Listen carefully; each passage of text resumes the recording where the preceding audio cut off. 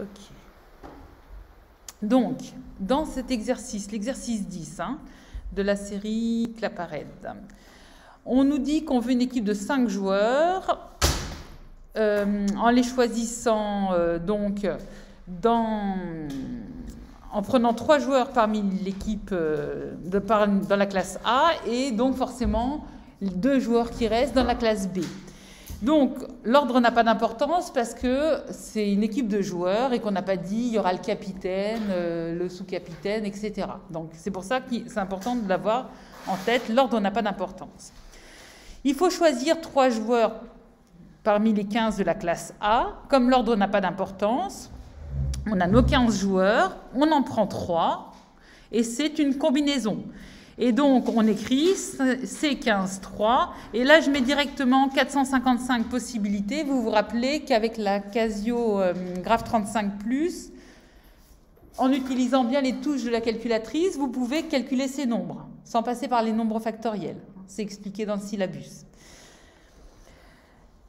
Et donc, on a 405 possibilités de groupe de 3 joueurs choisis parmi 15. Et on doit ajouter, enfin, on ne pas ajouter, mais là, on va en fait multiplier par les 2 joueurs qu'on prend dans la classe B qui a 12 élèves. Et donc, on a, pareil, l'ordre n'a pas d'importance, donc on a aussi un nombre de combinaisons de 2 joueurs choisis parmi 12. Et avec donc la calculatrice, on trouve 66 possibilités.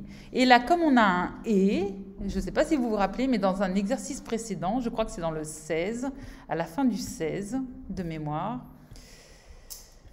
Non, je n'ai pas mis ça à la fin du 16, j'ai fait à la fin du 15. Voilà, à la fin du 15, j'avais mis, si on utilise le mot « et », on doit en général utiliser une multiplication, et on verra que dans d'autres situations, que quand on a le mot « ou », on utilise une addition.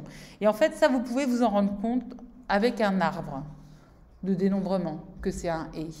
OK, que c'est une multiplication, pardon.